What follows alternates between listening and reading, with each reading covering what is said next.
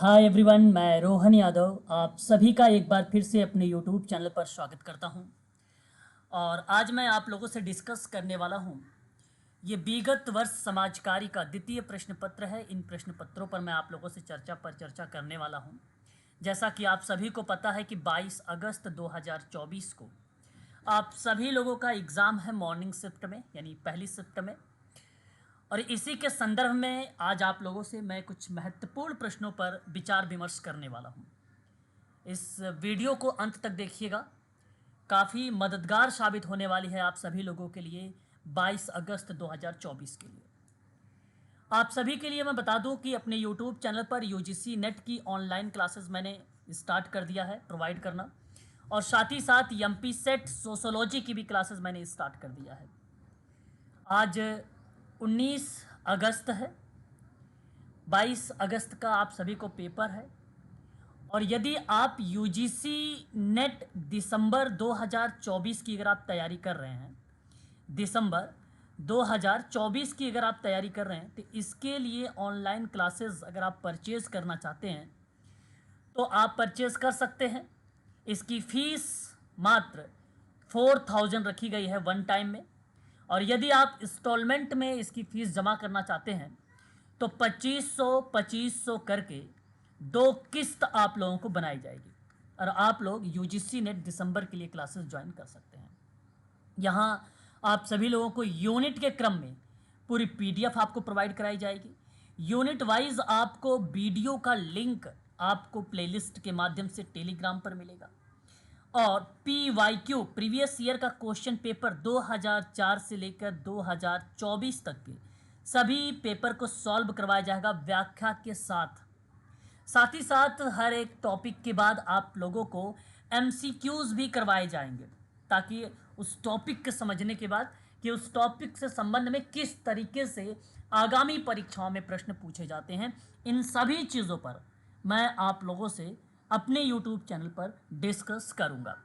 ठीक है, public classes नहीं होती हैं। पब्लिक क्लासेस मैंने आप लोगों को प्रोवाइड कराता हूं, लेकिन उसमें चर्चा पर चर्चा पूरा एक्सप्लेनेशंस व्याख्या आप लोगों को नहीं प्रोवाइड करा पाता हूं मैं।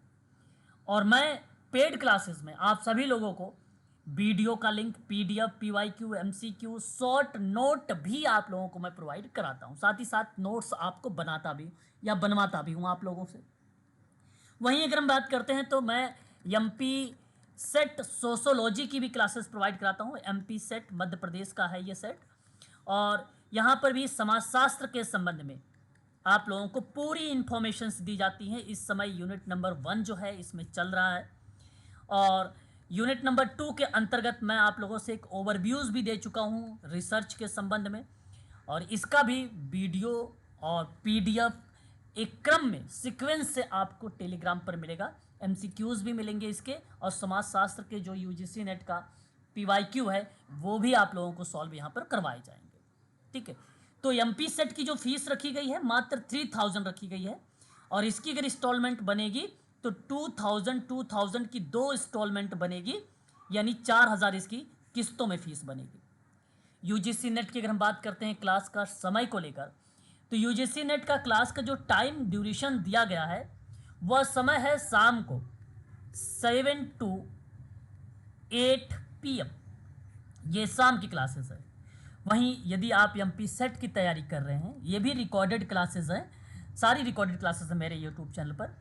तो आपको बता दें इसका जो शेड्यूल है, समय है मॉर्निंग का है, सुबह 9 बजे से स्टार्ट होगी 10 बजे तक, या 10+ भी हो सकता है मॉर्निंग में, यानी सुबह प्रातः आप सबकी ये क्लासेस जो है चलती है।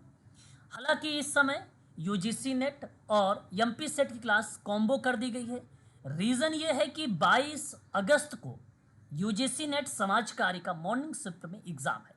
इस वजह से यदि आप अधिक जानकारी चाहते हैं मुझसे, तो मेरा कॉन्टेक्ट नंबर है 8506031308। आप इस पर कॉल भी कर सकते हो और व्हाट्सएप के माध्यम से भी जानकारी आप प्राप्त कर सकते हो। दूसरा मेरा नंबर है 7827550998। इस पर भी आप व्हाट्सएप भी कर सकते हो और कॉल के माध्यम से भी जानकारी प्राप्त कर सकते हो। परंतु ध्यान रहे कि जब भी आप कोई इंफॉर्मेशन लेना चाहते हैं तो वह सब्जेक्ट होना चाहिए आप लोगों का समाज कार्य का, यानी सोशल वर्क का।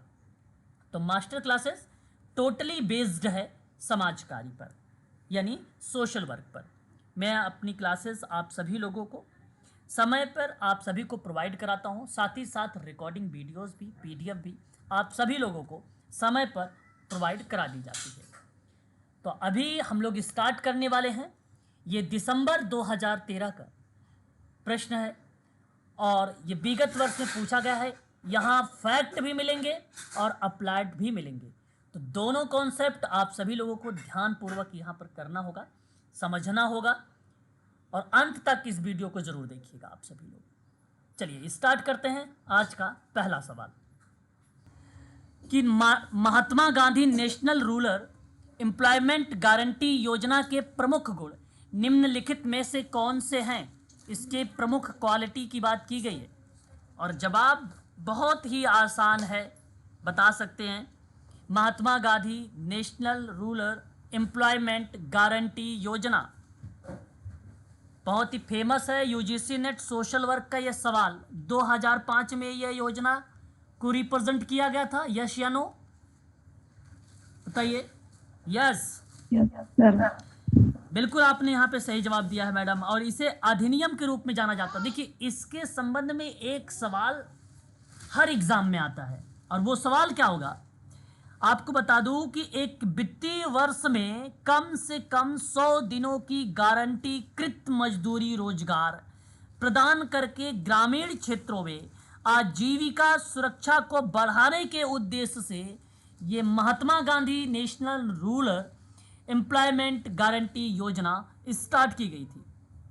अतः मैं आप सभी लोगों से कहूँगा कि ये पॉइंट जरूर ध्यान में रखेंगे और साथ ही साथ इनके संदर्भ में अगर हम बात करते हैं तो अधिकार आधारित ढांचा भी शामिल है एक क्वालिटी में, श्रम प्रधान कार्य भी शामिल है इसमें, विकेंद्रित नियोजन भी शामिल है और महिला सशक्तिकरण भी शामिल है। अतः आप यहाँ पे जो नीचे कोड दिया गया है उपरयुक्त सभी यानी सभी सही जवाब हैं, तो ऑप्शन नंबर डी को आप चुनाव कर लीजिएगा।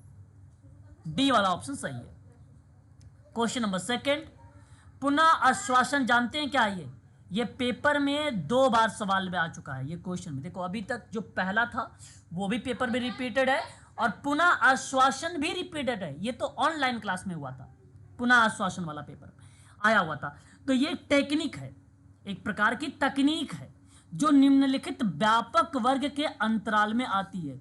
बताइए निदर्शन में आएगा। निदर्शन यहाँ पर देखिए, निदर्शन का मतलब आप ये ना समझेंगे कि सैंपल पार्ट है। बेसिकली ये आपको डायरेक्टिव एक मेथड है, इनडायरेक्टिव डायरेक्टिव, उसको रिप्रेजेंट करता है। तो आप बताइए पुनः आश्वासन प्रत्यक्ष प्रणाली में दोगे या सूचना लेते समय दोगे या न्यूनतम प्रत्युत्तर देने की परिप्रेक्ष्य में करोगे? न्यूनतम प्रत्युत्तर का मतलब होता है मिनिमल, न्यूनतम यानी एक प्रकार का प्रत्युत्तर रिस्पॉन्स, और जटिल प्रत्युत्तर यानी कॉम्प्लेक्स रिस्पॉन्स। तो बताइए जरा पुनः आश्वासन किस प्रकार की तकनीकी में यूज करना उचित समझेंगे? प्रत्यक्ष, अप्रत्यक्ष भी आपका सूचना में आ जाता है ना। और उसके बाद अगर हम बात करते हैं न्यूनतम प्रत्युत्तर के परिप्रेक्ष्य में, मतलब पर्टिकुलर एक ड्यूरेशन टाइम, एक ड्यूरेशन चीजें मेंशन कर देता है, जटिल में ड्यूरेशन भी मेंशन हो जाता है। तो बताइए इसमें से कौन सा ऑप्शन की तरफ झुकाव करना आप सभी लोगों के लिए उचित रहेगा? प्लीज एक बार आपकी रिस्पांस जानना मैं चाहूंगा। ऑप्शन डी जटिल प्रत्युत्तर। डी ना कह के मैडम ए की तरफ जाना चाहिए था आपको। पुनः आश्वासन एक टेक्निक होता है और पुनः आश्वासन जैसे हमने केस वर्क के दौरान देंगे, ग्रुप वर्क के दौरान देंगे, कम्युनिटी ऑर्गेनाइजेशन यानी कम्युनिटी वर्क के दौरान देंगे। तो ऐसी प्रक्रिया प्राथमिक प्रणाली के अंतर्गत जो है रिलेट होती है। तो निदर्शन एक ऐसा पार्ट होता है, डायरेक्टिव यानी निर्देशन देना, तो उन संदर्भ में निर्देशन शब्द जो है यहाँ पे करेक्ट माना जाएगा। अतः मैं आप सभी से कहूंगा कि ऑप्शन जो आपका पहला गया है यहाँ पर, यह आपको ध्यान रखना होगा। समाज कार्य की आप सभी लोगों को पता है 6 प्रणालियां होती हैं। बेसिकली वॉल्टर एंड्रियास महोदय ने इसे 2 पद्धति के रूप में रिप्रेजेंट किया। जैसे कि आप सभी को पता है कि एक प्राथमिक है और दूसरा द्वितीयक, या आप गौड़, या आप सहायक, या आप एक्सिलरी बोल सकते हो। तो जो सहायक है, जो द्वितीयक है, जो गौड़ है, जो उन कंडीशन में सोशल वेलफेयर आएगा, सोशल वेलफेयर एडमिनिस्ट्रेशन आएगा, सोशल एक्शन आएगा, सोशल रिसर्च आएगा। और प्राथमिक प्रणाली में वाल्टर एंड्रियास फ्रीडलैंडर ने कहा कि case work, group work, community work आएगा, जैसा कि आप सभी बच्चों को पता है। क्वेश्चन नंबर 3 कहता है आगे आपके सामने, नॉर्मेटिव सिस्टम निम्नलिखित में से किससे संदर्भित है? यह सवाल बड़ा आसान है, जरा एक बार जवाब दीजिएगा, फिर मैं आपको जवाब बताऊंगा इसका सही ऑप्शन। सर समाज में नियमों तथा प्रतिमानों के बाद। अच्छा, इस प्रश्न में आप कह रहे हैं, ठीक है ठीक है। तो मेरे कहने का आशय मैम इस संदर्भ में अगर हम बात करते हैं, जैसे हम बोलते हैं एक मानक सिस्टम, एक हम बोलते हैं मानक प्रणाली, सिंपल शब्दों में। नॉर्मेटिव शब्द का मतलब आप ये मत समझ लीजिए कि कहीं निगेटिव शब्द है, नहीं नहीं नहीं, ये नॉर्मेटिव एक ऐसा शब्द होता है, इसको हम इंग्लिश में नॉर्म को बोलते हैं मानक, या नॉर्म मीन्स होता है मानदंड। तो यहाँ नॉर्मेटिव शब्द है, इसका मतलब है मानक प्रणाली। तो देखिए, मानक प्रणाली एक विशेष प्रकार की मल्टी एजेंट प्रणाली के रूप में परिभाषित की जाती है, मतलब मल्टी होता है, बहु होता है ये।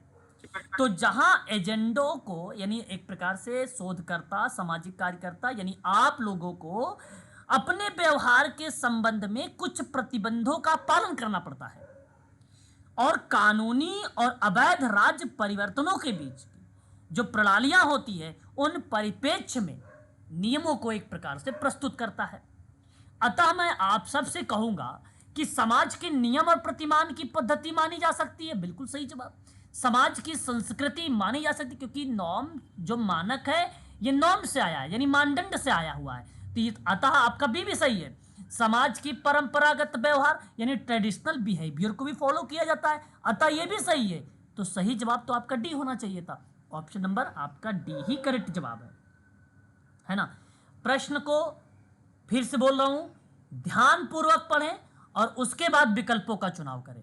यही काम 22 अगस्त को मॉर्निंग शिफ्ट में आप लोगों को 9 बजे से करना है। जरा क्वेश्चन नंबर 4 को देखिए, निम्नलिखित में से किसके होने से जनसंख्या वैविध्य का पता चलेगा? अब देखिए यहां पे, अब आपको पता नहीं वैविध्य, तो मैं आप सबसे एक चीज बताता हूं, पहले इंग्लिश देखिएगा, क्योंकि वैविध्य में आपको जब भी शब्द मिलेगा, अगर हिंदी आपको इसका संधि विच्छेद कर लोगे तो बहुत अच्छी बात है, यदि नहीं कर पाते हो तो ऐसी कंडीशन पर इंग्लिश में कन्वर्ट करिए। तो वैविध्य का मतलब होता है अनेक रूपता, कहने का मतलब होता है विविधता, कहने का मतलब होता है विविधता। अब बताओ किसके होने से जनसंख्या विविधता का पता चलेगा? क्या गौड़ सहसंबंध बनेगा, यानी सेकेंडरी में, या सामाजिक सहिष्णुता में, या सेकेंडरी कंट्रोल में, या सामाजिक गतिशीलता में? सही विकल्प आप बताएं प्लीज। सर सामाजिक गतिशीलता। सामाजिक गतिशीलता की तरफ आपका झुकाव है। ओके, चलिए मैं आपको बताता हूं। यहां आपको एक चीज ध्यान रखना है, जिसे आप सबके सामने एक सेकेंडरी एसोसिएशन आ रहा है, सेकेंडरी एसोसिएशन आ रहा है। सेकेंडरी एसोसिएशन को हम लोग गौड़ संबंध या गौड़ बेसिकली संघ कहते हैं, है ना, ऐसे परिप्रेक्ष्य में। अब मेरी बात को सुनिएगा थोड़ा सा अच्छे से। कहने का आशय, इस संदर्भ में यह कहने का आशय बताया गया कि समुदाय में, समूह में व्यक्ति, यहां बताने की कोशिश ये की जा रही है कि एक दूसरे से सामाजिक संबंधों से जुड़े हैं। एक दूसरे से जुड़ने का मतलब है विविध प्रकार से जुड़े हुए हैं, है ना, विविध प्रकार के। तो जनसंख्या की विविधता का पता लगाने के लिए, मतलब भाई उसके अंदर जो भी मनोसामाजिक पक्ष हो, शारीरिक पक्ष हो, भाषाई पक्ष हो, इत्यादि किसी पक्ष से अगर उसके पास प्रॉब्लम्स हैं, उन प्रॉब्लम्स को सॉर्ट आउट करने के लिए हमें सेकेंडरी एसोसिएशन का पालन करना पड़ता है। और कहने का मतलब यह है कि आप प्रत्यक्ष रूप से नहीं देंगे। जनसंख्या विविधता का जब भी पता लगाने की बात होती है, कभी भी आपको प्राथमिक प्रणाली का पार्ट बनेगा ही नहीं, वो सेकेंडरी प्रणाली का ही पार्ट बनेगा। केस वर्क में, ग्रुप वर्क में क्लाइंट के सामने हमें रहना पड़ता है, तो वहां हमें उस समस्या के संबंध में अध्ययन करना पड़ता है। तो अध्ययन से यह पता चलता है निदान, यानी उसको हमें निदान करने के लिए कारण पता चलता है, ताकि हम उसका सही तरीके से उपचार कर सके, रीजन पता चलता है। तो ये प्राथमिक प्रणाली में आएगा, ना कि सेकेंडरी में आएगा। और सवाल तो ऐसा है ही नहीं, कि जहां सामाजिक समस्या के अंतर्गत या किसी व्यक्ति की समस्या के अंतर्गत हमें कारणों का पता लगाना पड़ रहा हो। यहां तो जनसंख्या का विविध पता चल रहा है ना, और इस कंडीशन में सेकेंडरी एसोसिएशन आपका ऑप्शन सही माना जाएगा। अतः मैं आप सबसे कहूंगा कि विकल्प आपका पहला सही होगा। फिर आपके मन में आ रहा होगा एक सामाजिक सहिष्णुता, very very most important part है ये सामाजिक सहिष्णुता। एक व्यक्ति व्यवहारिक सामाजिक सहिष्णुता तब दिखाता है जब वह एक या एक से अधिक या अन्य लोगों को उस तरह से व्यवहार करने से नहीं रोकने के परिप्रेक्ष्य में होता है।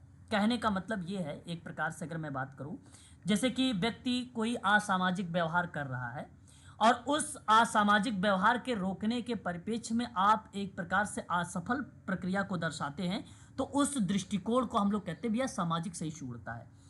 लेकिन सहिष्णुता का एक पॉजिटिव शब्द होता है, जैसे दूसरों के प्रति निष्पक्ष और वस्तुनिष्ठ रवैया को अपनाते हुए व्यक्ति को सचेत करना, व्यक्ति को समाज की मुख्य धारा से जोड़ना, इस प्रक्रिया को दर्शाता है समाज की सहिष्णुता में। और यदि आप असफल होते हैं तो उन कंडीशन में सामाजिक सहिष्णुता न के दृष्टिकोण में आता है। जब भी सामाजिक सहिष्णुता का सवाल आएगा तो नोट कर लीजिए, वो केवल कहेगा कि आप आइडेंटिफाई करिए इनमें से कौन सा नहीं है, और नहीं के संदर्भ में आपको वहां शब्द निगेटिव मिलेगा। इससे सवाल ऑप्शन निगेटिव रहेगा, याद रखिएगा, ऐसा सवाल देखने को मिलता भी है सामाजिक सहिष्णुता में। लेकिन पॉजिटिव के परिप्रेक्ष्य में निष्पक्ष और वस्तुनिष्ठ रवैया को अपनाना, अगर व्यक्तिगत आपने रवैया अपनाया तो वहां पर भेदभाव हो जाएगा, ये बात ध्यान रखिएगा। गौड़ नियंत्रण यानी इसका मतलब है एक प्रकार से सेकेंडरी कंट्रोल। अच्छा, ये आप सबको पता है, कहने का आशय यहाँ अगर मैं आपसे सिंपल शब्दों में बात करूँ ना, तो एक कंट्रोल की प्रोसेस अपनाया गया है इसमें। और कंट्रोल प्रोसेस का आशय, मेरा कहने का तात्पर्य ये बनता है कि ये वे कार्य होते हैं जो प्राथमिक कार्यों की सहायता करते हैं सेकेंडरी नियंत्रण में। तो सेकेंडरी नियंत्रण का मतलब ये होता है कि हम जो एक्टिविटी अपना रहे हैं वो प्राथमिक प्रणाली को कंट्रोल करने के लिए अपना रहे हैं, है ना। तो मेरा मतलब ये है कि धीरे धीरे जब अर्थव्यवस्था विकसित होगी तो सहायक कार्यों की भूमिका भी धीरे धीरे क्या हो जाएगी, वहां पर बढ़ जाएगी। उन परिप्रेक्ष्य में जो है गौड़ नियंत्रण जैसे शब्द को हम लोग लागू कर देते हैं। हालांकि ये एक ट्रेडिशनल शब्द है और इसका यूज बेसिकली अर्थव्यवस्था वगैरह में लिया जाता है, लेखा परीक्षण उत्पादन वगैरह क्रिया में की जाती है। आप लोगों ने एक सवाल अभी किसी बच्चे ने जवाब भी दिया था मुझे, सामाजिक गतिशीलता को लेकर। सामाजिक गतिशीलता का मतलब होता है सोशल डायनामिक, यानी मानव के द्वारा परिवर्तित किया जाता है सामाजिक गतिशीलता में, और सामाजिक स्थिति में होने वाले परिवर्तन या हस्तांतरण ही सामाजिक गतिशीलता कहलाता है। तो सामाजिक स्थिति में होने वाला परिवर्तन क्या कहलाता है, सामाजिक स्थिति में होने वाला परिवर्तन क्या कहलाता है, सामाजिक गतिशीलता कहलाता है। अतः आप सभी का क्वेश्चन नंबर 4 का विकल्प आपका पहला सही माना जाएगा, ठीक है, याद रखिएगा। क्वेश्चन नंबर नेक्स्ट बढ़ेंगे, वेरी वेरी मोस्ट इंपॉर्टेंट, और ये सवाल आप सभी के लिए इंपॉर्टेंट है, परीक्षा में 1-2 बार नहीं अथाह बार रिपीटेड है। भारत में निम्नलिखित में से किस राज्य में सन 1952 में सबसे पहले सामुदायिक विकास कार्यक्रम शुरू किया गया था? जैसा कि आप सब जानते हैं, सामुदायिक विकास कार्यक्रम 1952 में सबसे पहले कहां शुरू किया गया था? प्लीज। सर राजस्थान। राजस्थान, बिल्कुल। 1952 में भारत सरकार के द्वारा ग्रामीण विकास के लिए शुरू की गई थी योजना, और इस योजना के परिप्रेक्ष्य में अगर हम लोग बात करते हैं तो सामुदायिक विकास कार्यक्रम ग्रामीण लोगों के समग्र विकास के उद्देश्य से एक बहु परियोजना कार्यक्रम लागू होता है, जो बेसिकली 2 अक्टूबर 1952 को शुरू हुई थी। भारत की पहली पंचवर्षीय योजना के दौरान इस योजना या इस कार्यक्रम को प्रारंभ किया गया था। याद रखेंगे, भारत सरकार द्वारा सबसे बड़ी ग्रामीण पुनर्निर्माण योजना के नाम से अगर कोई जाना जाता है तो वह है सामुदायिक विकास कार्यक्रम। और यदि आपसे प्रश्न पूछा कि कौन से राज्य में स्टार्ट हुआ है सबसे पहले, तो जवाब आप सभी का क्या होना चाहिए? राजस्थान। क्या होना चाहिए? राजस्थान। परिवार नियोजन पर भी बल देता है, ये है ना, ऐसा भी आप इसके उद्देश्यों सर इसमें जिला भी पूछ सकता है क्या? सॉरी सर इसमें डिस्ट्रिक्ट का नाम भी पूछ सकता है क्या? नहीं, डिस्ट्रिक्ट इतना डीप में नहीं जाएगा, आपके डिस्ट्रिक्ट नहीं पूछेगा। आप केवल राजस्थान का एक राज्य है भारत का, उसे याद रखें, वो बहुत बेटर रहेगा आप लोगों के लिए, ठीक है। कोई पर्टिकुलर राज्य वगैरह के बारे में, सामुदायिक विकास कार्यक्रम के बारे में नहीं प्रश्न बनाएगा, है ना, कि आप सोचें किसी पर्टिकुलर चीज़ों को रिलेट करा दे ऐसा। चलिए आगे बढ़े। इस सवाल में ये बातें समझ में आ गई होगी, क्योंकि बहुत इंपॉर्टेंट सवाल है ये आप सबके लिए, है ना। बताइए तो आगे बढ़ेंगे भाई, जल्दी बताइए। हाँ जी सर, हाँ जी। चलिए क्वेश्चन नंबर देखिए 6, सामुदायिक संगठन। देखिए अगेन आप लोगों से कम्युनिटी ऑर्गेनाइजेशन के उपागम पूछ लिया। सामुदायिक संगठन का कौन सा उपागम है, यह आपके सामने सवाल दिया गया है। सामुदायिक संगठन के उपागम आपको बताने हैं, और मुझे उम्मीद है कि आप मुझे बताएंगे भी, प्लीज। ये सभी है, उपयुक्त सभी। Option D.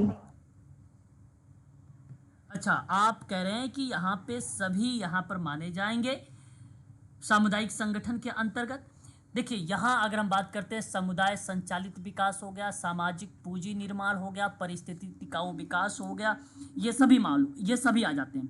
कहने का मतलब है कि सामुदायिक संगठन की पद्धति एक सहायक पद्धति, एक प्राथमिक पद्धति के अंतर्गत आती है, जो प्रजातांत्रिक प्रक्रिया के द्वारा लोगों को सहभागिता की अनुमति देती है।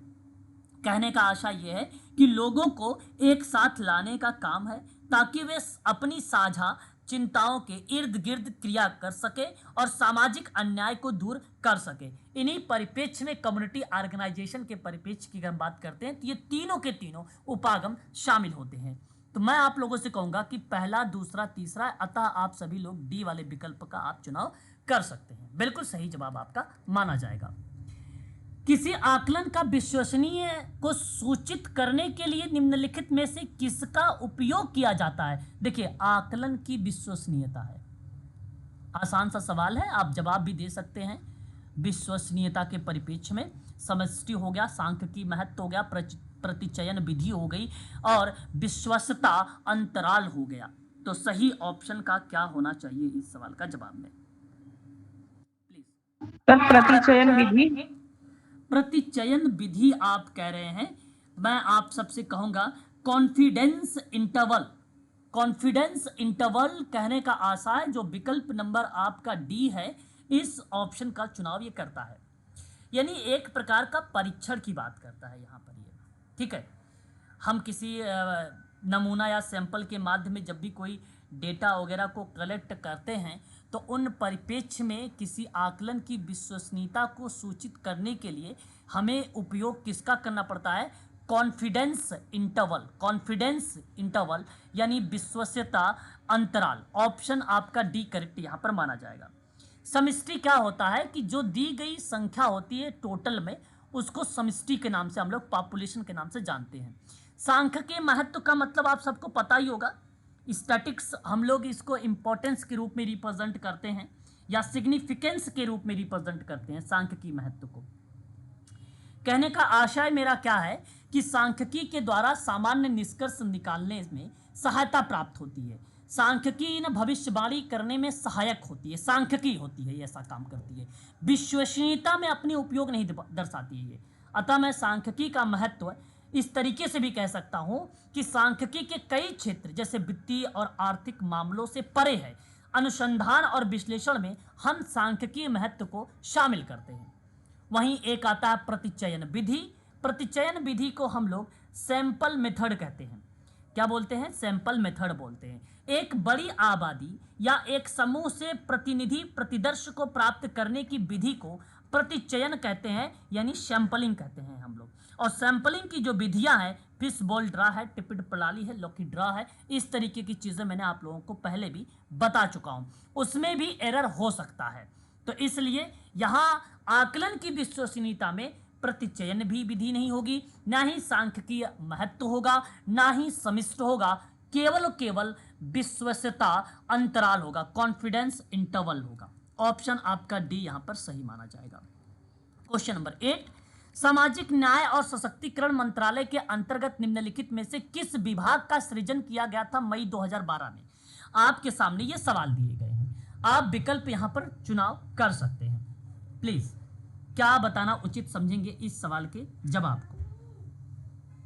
सामाजिक न्याय सशक्तिकरण मंत्रालय विभाग मई 2012 में बनाया गया है और जवाब आपका आ जाना चाहिए अब तक। भारत सर सरकार ग्रामीण विकास विभाग। नहीं नहीं नहीं, दिव्यांग मामलों पर जिक्र करता है। एक अलग विभाग सृजित किया गया है मैडम, भारत सरकार के द्वारा सामाजिक न्याय और सशक्तिकरण मंत्रालय के अंतर्गत आता है अपंगता मामलों का विभाग, और सही विकल्प आपका ऑप्शन नंबर बी यहां पर करेक्ट माना जाएगा, है ना। तो सामाजिक न्याय अधिकारिता मंत्रालय ने दिव्यांग व्यक्तियों के सशक्तिकरण विभाग के उद्देश्य से दिव्यांग व्यक्तियों के सशक्तिकरण को सुगम बनाने के परिप्रेक्ष्य में अपनी भूमिका निभाता है। 2011 की जनगणना के अकॉर्डिंग बताया गया कि देश में जो दिव्यांगता की संख्या है ना, वो पेपर में आपसे आ सकता है 2024 में, तो 2.68 करोड़ बताइएगा। जो देश की कुल जनसंख्या का अगर पूछेगा, टोटल जनसंख्या का 2.21% है। तो यह आप सभी लोग ऑप्शन नंबर बी का यहाँ पर चुनाव करिएगा, ठीक है। इस बात को आप सभी लोग ध्यान में रखेंगे, ठीक है। वहीं बात करते हैं उच्च शिक्षा यानी डिपार्टमेंट ऑफ हायर एजुकेशन के बारे में। गवर्नमेंट मिनिस्ट्री के द्वारा ये बेसिकली लाई गई है, तो जाहिर सी बात है ये सामाजिक न्याय अधिकारिता मंत्रालय के अंतर्गत शामिल नहीं है हायर एजुकेशन। उसके बाद अगर हम बात करते हैं स्वास्थ्य अनुसंधान विभाग को लेकर, है ना। अब यहाँ देखिए इस प्रक्रिया में अगर हम बात करते हैं तो स्वास्थ्य अनुसंधान विभाग बेसिकली एक जैसे रेड क्रॉस भूमिका, रेड क्रॉस सोसाइटी की, उनमें भी भूमिका देखने को मिलती है। स्वास्थ्य अनुसंधान विभाग में ना निदान, उपचार, विधियां, रोकथाम के टीके जैसे नवाचार माध्यमों को बढ़ावा मिलता है, वहाँ ये चीज़ देखने को मिलती है। अतः स्वास्थ्य अनुसंधान भी नहीं होगा, है कि नहीं। ग्रामीण विकास विभाग की अगर हम लोग बात करेंगे, रूरल डेवलपमेंट मिनिस्ट्री के बारे में अगर हम लोग चर्चा करते हैं, तो वहाँ पर हम लोगों को जैसे ग्रामीण में विभिन्न कार्यक्रमों को लागू करके या योजनाओं को लागू करके उनको जागरूक करना या उनको जानकारी प्रोवाइड कराना, इस तरीके की क्रिया शामिल हो जाती है ग्रामीण विकास विभाग में। लेकिन सामाजिक न्याय और सशक्तिकरण मंत्रालय के द्वारा भारत सरकार ने इसे 2012 में स्टार्ट किया था अपंग मामलों के विभाग को संदर्भ में, ठीक है, जहां पे इनको सशक्तिकरण को लेकर बल देता है या एक प्रकार से इनकी सुरक्षा पर भूमिका अदा करता है। अतः विकल्प आपका सेकंड वाला यानी बी वाला ऑप्शन आपका सही माना जाएगा। From charity to social work नामक एक पुस्तक है और इस पुस्तक के लेखक किसे माना जाता है? Mary Richmond. Mary Richmond, American, बिल्कुल आपने सही जवाब दिया। मैरी रिचमंड महोदय अमेरिकन सोशल वर्क प्रोफेशनल महोदय एक प्रकार से हैं, very very most important person है ये। सोशल डायग्नोसिस इनकी एक इंपॉर्टेंट किताब है जो बेसिकली रिप्रेजेंट होती है 1917 में। 1970। एक किताब आता है what is social case work and introductory descriptions के रूप में रिप्रेजेंट होता है, जो बेसिकली 1922 में प्रस्तुत होती है। और एक किताब आता है फ्रेंडली विजिटर 1899। हाँ, ये आपको ध्यान रखना पड़ेगा, ये कुछ महत्वपूर्ण किताबें थी जहां मैंने आप लोगों से रिलेट कराया है मैरी रिचमंड का नाम से। जब हम बात करते हैं यहाँ पर, ये भी चीज़ें ध्यान देने वाली बात है, ठीक है। From charity to social work, ध्यान देने वाली बात है। मैं आप सबसे बता दूं कि from charity to social work में मैरी ई रिचमंड का नाम आता है। और मैं आपको बताऊं कहीं कहीं इसी किताब को 1920 की सेंचुरी मानी जाती है, तो कहीं कहीं 1922 की सेंचुरी मानी जाती है, ठीक है। ध्यान रखने वाली बात है, दोनों वर्ष मैं चाहूँगा कि आप लोग ध्यान रखें तो बेटर रहेगा आप सभी लोगों के लिए परीक्षा के दृष्टिकोण से, ठीक है। तो कहीं कहीं इसका वर्ष आप लोगों को 1920 मिलेगा 19वीं शताब्दी में, और कहीं कहीं आप लोगों को मिलेगा 1922 भी। एक नाम और देखिए, एलिजाबेथन एन एग्न्यू का नाम मिलता है। लेकिन मैं आप सभी लोगों से कहूँगा जब इस तरीके का सवाल बने तो आप सभी लोग प्राथमिकता ऑप्शन नंबर ए का जवाब देखेंगे, ठीक है। और कुछ किताबों में एलिजाबेथन एन एग्न्यू का नाम हमें भी देखने को मिला हुआ है, ठीक है। खासकर तो हरियंट में आपको देखा ही होगा आप लोगों ने, इसमें कोई दो राय नहीं है। और भी किताबों में भी इस तरीके की चीज़ें मिल जाती है। तो दो विद्वानों के नाम आते हैं, लेकिन मैं आप सभी लोगों से कहूँगा कि मैरी रिचमंड अगर ऑप्शन में नहीं होगा तभी जाके एलिजाबेथन एग्न्यू की तरफ जाइएगा, अदरवाइज नहीं। मैनेजमेंट की तरफ ही आपको चलना होगा। तो 3 किताब महत्वपूर्ण थी ये, और ये भी एक चौथी आप याद रखिएगा, इसमें 2 वर्ष भी आप मेंशन जरूर कर लीजिएगा। आगे बढ़ेंगे। स्पर्श अथवा दबाव द्वारा त्वचा का संवेदन होता है। देखिए बड़ा आसान सा सवाल है, मैं जवाब आप लोगों से ही जानना चाहूंगा इस सवाल का। चक्षु प्रत्यक्षण, जिसको विजुअल परसेप्शन कहते हैं हम लोग, और एक आता है घ्राण जो है प्रत्यक्षण, इसे हम लोग ओल फैक्ट्री परसेप्शन बोलते हैं इसको, ठीक है, इसको क्या बोलते हैं, ओल फैक्ट्री बोलते हैं। और एक गति संवेदन स्पर्श होता है काइनेटिक परसेप्शन, इसको कहा जाता है काइनेटिक। और एक होता है श्रवणात्मक, जिसको हम लोग ऑडिटरी कहते हैं, है ना। हालांकि इस सवाल का जवाब बड़ा आसान होगा आप सभी लोगों सर को। Option A. ऑप्शन ए की तरफ आपका झुकाव है, लेकिन मैं आपसे कहूंगा कि क्वेश्चन नंबर 10 में ना आप सी की तरफ चले। किसकी तरफ चले? सी की तरफ चले। बिल्कुल, अगर आप सी का चुनाव कर रहे हो मैडम, तो आप सही जवाब दे रहे हो। स्पर्श अथवा दबाव के द्वारा त्वचा का संवेदनशील होना एक गतिशील स्पर्श परसेप्शन दर्शाता है। कहने का आशय मेरा, अगर मैं आप लोगों से यहाँ पर बात करता हूँ इस प्रश्न के आधार पर, ठीक है, तो एक डायनेमिक का नाम सुना आप लोगों ने? डायनेमिक का नाम, डायनेमिक नाम नहीं सुना होगा। काइनेटिक का नाम सुना है? अच्छा, काइनेटिक का नाम सुना है? गतिशील। गतिशील।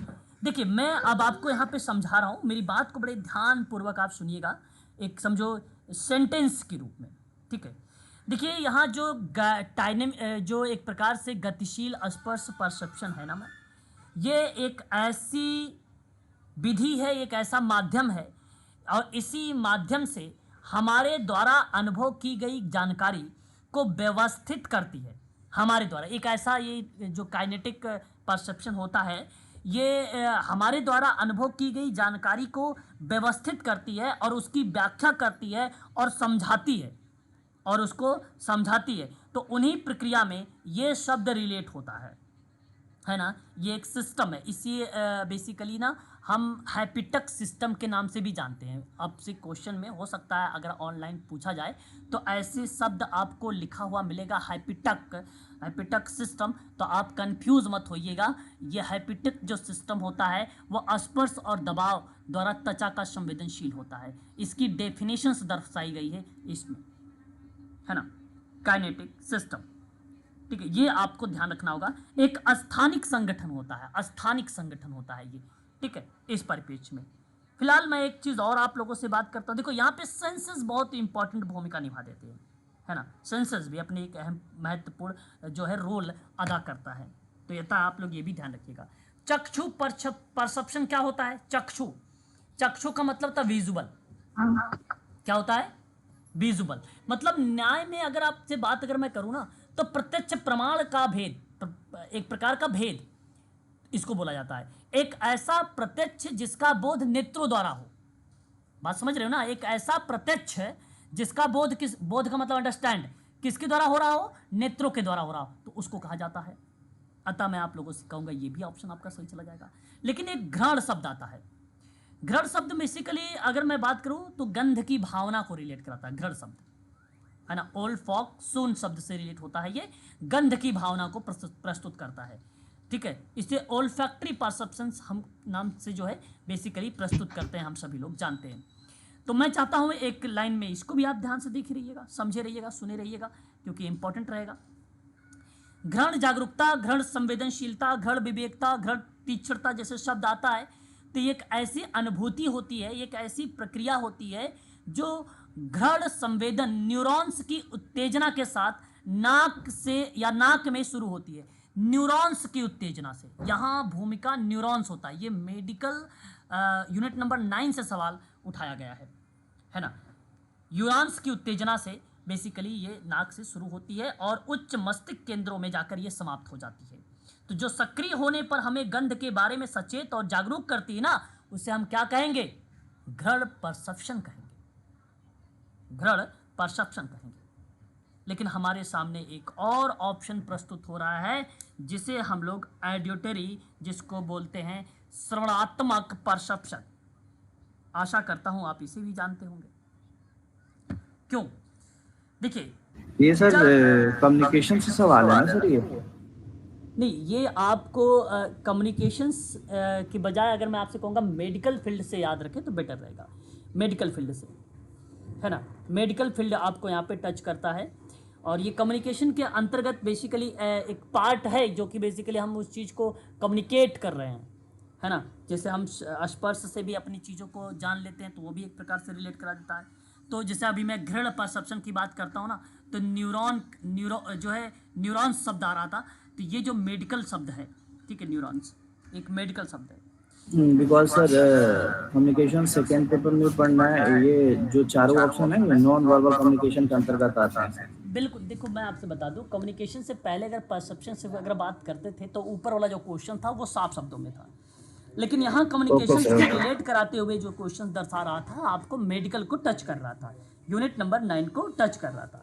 अतः आप यहाँ पर कह सकते हो कि ये चिकित्सा, मनोचिकित्सा जो समाज कार्य है उसके अंतर्गत कम्युनिकेशन से रिलेट करा सकते हो, पार्ट उसी के अंतर्गत आ सकता है। हालांकि एक देखिए श्रवणात्मक अवधारणा आती है, जैसा कि आप सबको पता है, श्रवण का मतलब होता है सुनना, बातों को एक प्रकार से धारण करना। इन्हीं प्रक्रिया के परिणाम के अंतर्गत इस चीज़ को दर्शाया गया। तो ये श्रवणात्मक परसेप्शन, हम जिसे बोलते हैं ना, कोई चीज़ हम बोलते हैं, जिसे मैं बोल रहा हूँ आप सुन रहे हैं, तो वो क्या है, ये जो मैं बोल रहा हूँ जो आप सुन रहे हैं श्रवणात्मक परसेप्शन है। तो यहाँ पे स्पर्श वाली कोई बातें नहीं थी, है ना, सवाल तो आपका एलिमेंट हो जाता है।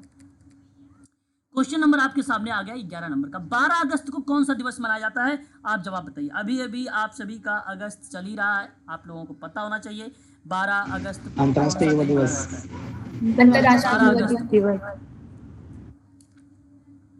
ओके, आप कह रहे हैं कि अंतर्राष्ट्रीय युवा दिवस मनाया जाता है, तो अंतर्राष्ट्रीय युवा दिवस ऑप्शन नंबर डी में है, बिल्कुल आप कह सकते हो। और 1 अक्टूबर को, ठीक है, 1 अक्टूबर को विश्व आवास दिवस के रूप में मनाया जाता है। और 1 अक्टूबर को क्या मनाते हैं हम लोग, 1 अक्टूबर को और क्या मनाते हैं, सॉरी, वृद्धजन दिवस।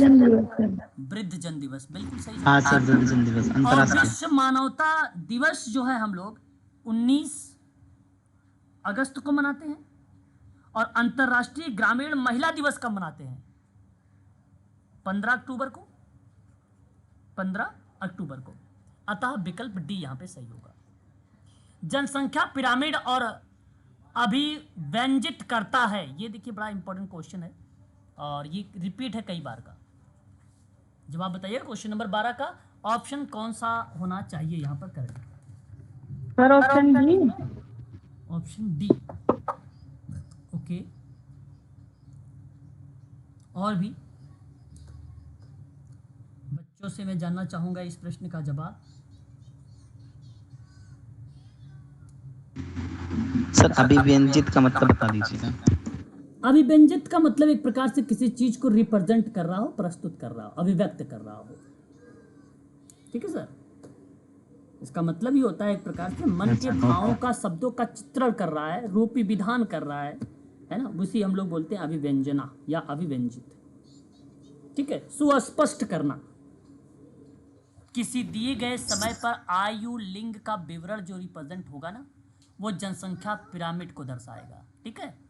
ये विकल्प आपका सही माना जाएगा। बात समझ में आई आपको, यहाँ यही विकल्प आपका सही जाएगा, ये इस बात को आप सभी लोग ध्यान रखिएगा। लेकिन आप सोच रहे होंगे कि मातृ मृत्यु दर क्या होता है। देखो, मातृ मृत्यु दर गर्भावस्था या प्रसव से जटिलताओं के कारण होने वाली मौतों को जब संदर्भित कर देता है तो उसे हम लोग बोलते हैं मातृ मृत्यु दर बोलते हैं, है कि नहीं, यही होता है। और जब मैं आपसे जनन क्षमता की बात करता हूं तो जनन क्षमता दर, देखिए यहाँ बेसिकली एक न्यून जनन क्षमता का जो आशय होता है, गर्भ निरोधक का उपयोग ना करते हुए नियमित रूप से यौन संबंध रखने के बावजूद 1 वर्ष के बाद भी गर्भवती होने में कठिनाइयां होना, उन संदर्भों को जनन शब्द या जनन क्षमता जैसे शब्द जो है प्रस्तुत होते हैं। लेकिन यहाँ पे फर्टिलिटी रेट है, और फर्टिलिटी रेट किस शब्द को प्रस्तुत करेगा, प्लीज एक बार अपने शब्दों में आप लोग बताएं। प्रजनन दर जनन क्षमता मतलब प्रजनन दर, किसी विशेष वर्ष में ना कुल प्रजनन दर को उन बच्चों की कुल संख्या के रूप में परिभाषित किया जाता है जो प्रत्येक महिला के द्वारा जन्म लिए जाएंगे यदि वह अपनी प्रजनन आयु के अंत तक जीवित रहे या प्रचलित आयु विशेष प्रजनन दर के अनुरूप बच्चों को जन्म दे, तो उन कंडीशन में ये चीज़ें प्रस्तुत होती है। अब यहाँ पे मृत्यु दर होता है तो चाहे वो मात्र हो चाहे वो पिता हो, दोनों के परिप्रेक्ष्य में दर्शा देता है। हालांकि जनसंख्या पिरामिड टोटली अगर अभिव्यक्त कर रहा है तो वो लिंग आयु का विवरण को रिप्रेजेंट कर रहा है। ध्यान रखिएगा, किसी दिए गए समय में विकल्प क्वेश्चन नंबर अगर हम बात करते हैं 13 नंबर का, तो आप आसानी से जवाब दे सकते हैं। International convent for economic social and culture rights का अंगीकरण किस वर्ष किया गया? आसान सा सवाल है भाई, जवाब भी इसका इजी होना चाहिए आप सभी के लिए। प्लीज एक बार अपने ऊपर वाला छूट गया सर। 13 नहीं हुआ अभी। कौन सा छूट गया? 13 नंबर। ओके 13 आगे क्वेश्चन नंबर 13 कहता है ह्यूमन राइट वाक्यांश का प्रयोग सबसे पहले निम्नलिखित में से किसने किया है? ये सवाल आपके सामने प्रस्तुत है। प्लीज आसान सा सवाल ये भी है, देखिए भाई, है ना, वाक्यांश यूज किया है, इससे आसान सवाल नहीं हो सकता है यूजीसी नेट में। अगर आप असिस्टेंट प्रोफेसर बनना चाहते हैं तो ये तो आपको पता होना चाहिए। सही ऑप्शन क्या होना चाहिए sir? Charter of the United Nations. आपका विकल्प जो यहाँ पर सी गया है ये आपने सही बताया है। ह्यूमन राइट्स की स्थापना कब हुई थी? रूजवेल्ट के सशक्त नेतृत्व में। प्लीज एक बार जवाब बताएं। 10 दिसंबर भाई 1948 ये आपका ऑप्शन सही जा रहा है। और मैं जो charter of the United Nations की यहाँ पर बात कर रहा हूँ ना, ये संयुक्त राष्ट्र चार्टर संयुक्त राष्ट्र का संस्थापक दस्तावेज है और इसी पर 26 जून 1945 में 26 जून 1945 को सैन फ्रांसिस्को में अंतर्राष्ट्रीय संगठन पर संयुक्त राष्ट्र सम्मेलन के समापन पर हस्ताक्षर किए थे और ये 24 अक्टूबर 1945 को लागू हुआ। अतः विकल्प सी ही आपका सही जवाब है यहां पर। अब आप सोच रहे होंगे कि sir convent of the legal या लीग ऑफ नेशंस क्या है, लीग ऑफ नेशंस कॉन्वेंट क्या है? मैं ये भी बता देता हूं आपको बता दो, ये भी चीज ध्यान रखिएगा।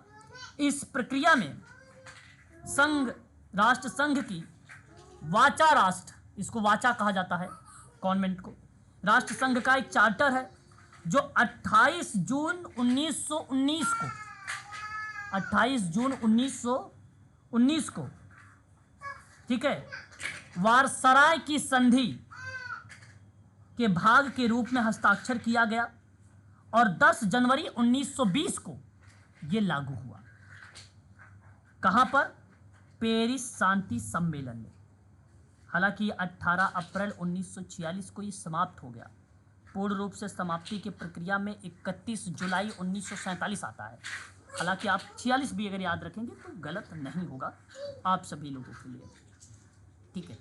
तो संघ एक सार्वभौमिक आवाहन वाला संगठन था, ये लीग ऑफ नेशन कॉन्वेंट, है ना, ये भी बात आप यहां पर ध्यान रखेंगे।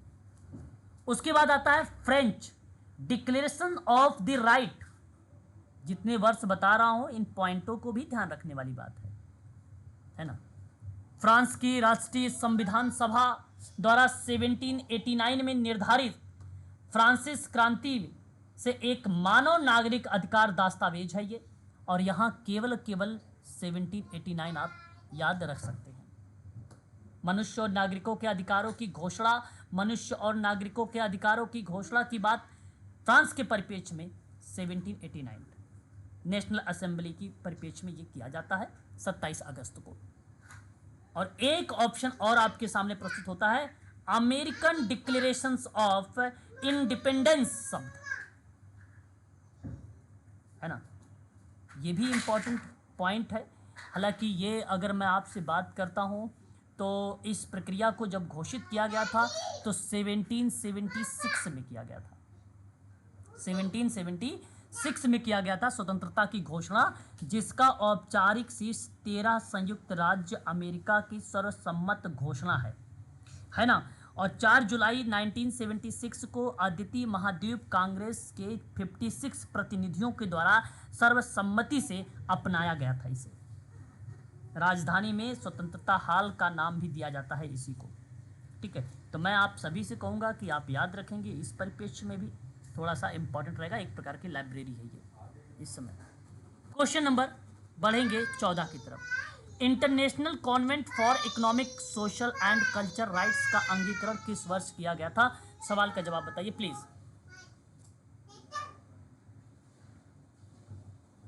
'66। ओके, आप कह रहे हैं कि 1976 होना चाहिए इस सवाल का जवाब, 1976 होना चाहिए। 66। Okay, international convent for economics, social and culture right. एक तो आपसे सवाल ये बनेगा कि भाई आप ना इसके फुल फॉर्म बताएं। सवाल में आपसे एक सवाल इस तरीके का भी बन सकता है कि SC होगा, SC कल्चर है राइट। तो ये एक तो फुल फॉर्म बनेगा, आपको ध्यान रखना है। देखिए, सांस्कृतिक अधिकारों पर अंतर्राष्ट्रीय वाचा ICESCR को संयुक्त राष्ट्र महासभा के द्वारा 16 दिसंबर 1966 को अपनाया गया था और 35 सदस्य देशों के द्वारा इसकी पुष्टि की गई। बाद में इसको लागू जब किया गया तो वह 3 जनवरी 1976 में ये लागू हुआ, यानी 10 साल बाद ये क्या हुआ, लागू हुआ। तो विकल्प यहाँ पर डी होना चाहिए आप सभी लोगों का सही। क्या होना चाहिए मेरे पॉइंट ऑफ व्यू से, विकल्प क्या होना चाहिए बोलिए। Yes sir. जी आपका करेक्ट जवाब होगा, ठीक है, बिल्कुल आपने यहाँ पे सही जवाब दिया है। कनाडा में आर्थिक, सामाजिक और सांस्कृतिक अधिकारों पर अंतर्राष्ट्रीय वाचा को स्वीकार जो कनाडा में किया गया था वो बेसिकली मई 1976 में किया गया था, जैसा कि आप कह सकते हो कनाडा का नाम डालकर, और लिख सकते हो कि मई 1976 वाला करके इस तरीके के, और ये शब्द याद करके। ऑप्शन नंबर आपका विकल्प जो हो जाएगा वो डी वाला विकल्प आपका सही हो जाएगा, ठीक है। चलिए आगे बढ़ते हैं, और भी सवालों की तरफ रुख करेंगे हम लोग, है ना।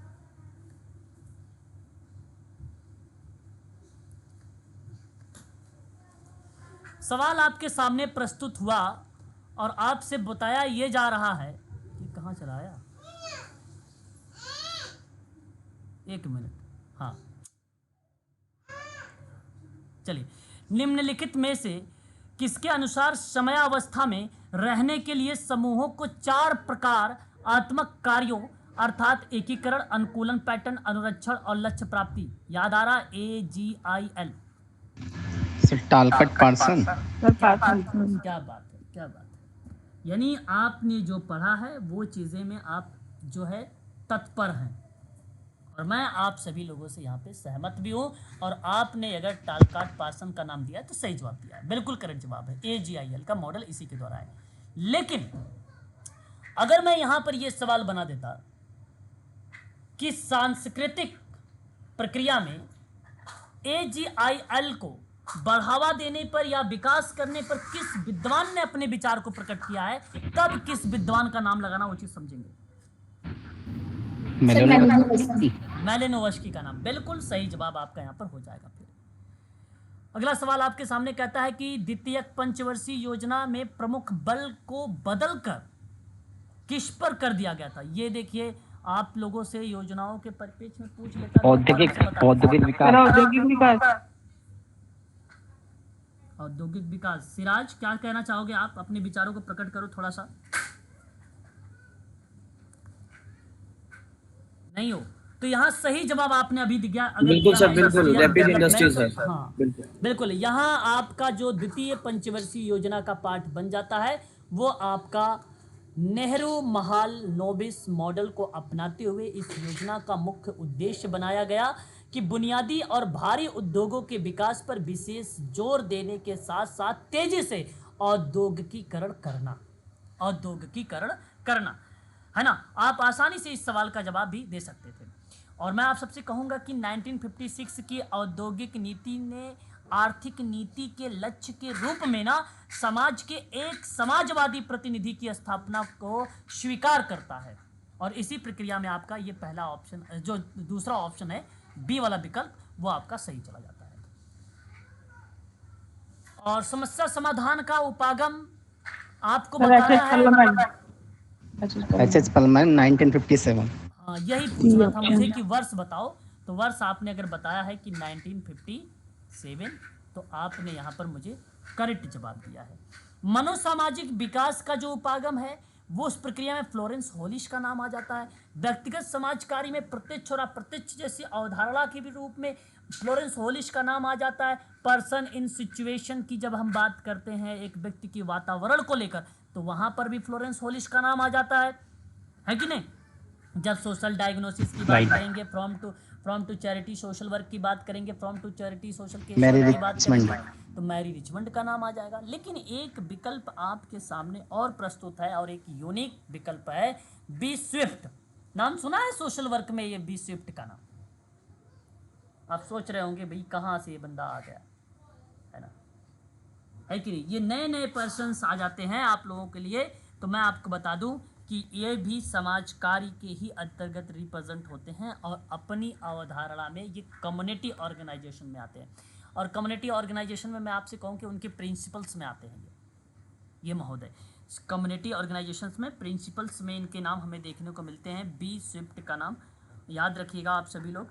हो सकता है आप लोगों से इसके परीक्षा में इस बार पूछ लिया जाए, अभी तक तो पूछा नहीं गया है।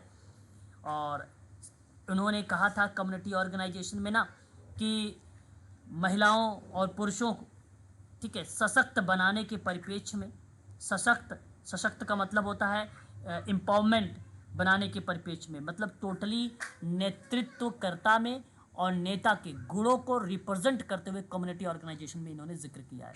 तो मैं आपको एक कीवर्ड लिखता हूँ, नेता या नेतृत्व, और इन्हीं के परिप्रेक्ष्य को ध्यान रखते हुए कम्युनिटी ऑर्गेनाइजेशन के उपागम कह लीजिए या मॉडल कह लीजिए, उन परिप्रेक्ष्य में इनका नाम देखने को मिलता है इस दृष्टिकोण में, ठीक है। बी स्विफ्ट का नाम, ठीक है।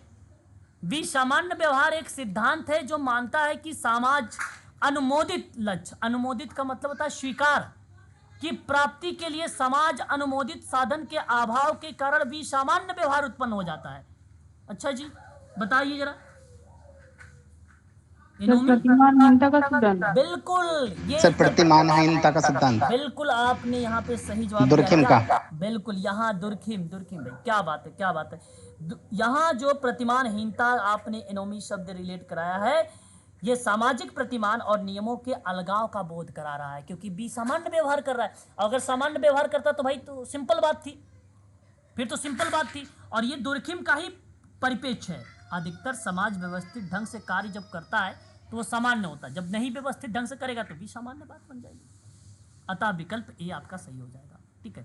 क्वेश्चन नंबर 19 देख लीजिए। मापन में अस्पष्ट को हटाने के लिए संगत चरों को परिभाषित करने को क्या कहेंगे? जरा जवाब दीजिए, जवाब दीजिए। Variable. Sir option B. Option हाँ, मापन के अस्पष्टता को हटाने के लिए, मापन के अस्पष्टता को हटाने के लिए, ठीक है, संगत चरों की परिभाषा करने के परिप्रेक्ष्य में जो नाम प्रस्तुत होता है वो विकल्प बी होता है, चरों की परिचालनीयता होती है। और सही ऑप्शन आपका बी होगा। एक सवाल और कर लीजिए आज के लिए, है ना। बाकी शाम की अगर क्लास होगी तो मैं आप लोगों को पहले आधे घंटे पहले सूचित कर दूंगा, ठीक है। आप सभी लोगों को बता दूंगा, और मे भी हो सकता है क्लास शाम को हो आप लोगों की, है ना। और ओके सर। क्वेश्चन नंबर 21 देख लीजिए आप लोग। वक्र रेखा कोटि के संबंध को किसके द्वारा संदर्भित किया जाता है? ये क्वेश्चन नंबर 20 है।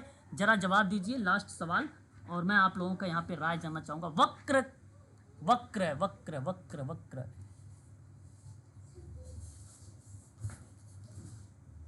वक्र रेखा सर ऑप्शन बी। चलिए, आपका जवाब यहाँ पे जो संबंध को दर्शाया, ठीक है, संबंध को दर्शाया है आपने यहाँ पे अरेखीय शब्द को। चलिए मैं बताता हूँ। देखिए, कहने का आशय मेरा यहाँ पर आप सभी लोगों से है कि जो वक्र कोटि के संबंध को दर्शा रहा है वह आरेखीय संबंध है, और ये बात सही है। इन परिप्रेक्ष्य में आरेखीय सहसंबंध है। क्या जानते हैं आप आरेखीय सहसंबंध होता क्या है? जब दो चरों के बीच के संबंध को आरेखीय या वक्री रेखा तब कहा जाता है जब बेसिकली एक चर में कोई परिवर्तन होने पर दूसरे चर में नियत दर से परिवर्तित ना हो। अगर एक वेरिएबल में परिवर्तन हुआ, जैसे मैंने कहा दवा है, दवा एक चर है, ठीक है, दवा आपने किसी रोगी को दिया, रोगी भी एक चर है, तो दवा देने से अगर रोगी ठीक हुआ तो क्या हो गया? परिवर्तित हो गया। यस या नो? यहां पे वेरिएबल परिवर्तित हुआ तो वो रेखीय बन गया। और यदि दवा खाने से उस पर कोई असर नहीं किया तो वह आरेखीय हो गया। तो वक्र रेखा कोटि का संबंध बेसिकली जो बनाया जाता है वह आरेखीय संबंध से बनाया जाता है। अतः विकल्प बी ही सही जवाब होगा इस प्रश्न का। ठीक है, तो आज के लिए बस इतना ही रखिए आप सभी लोग।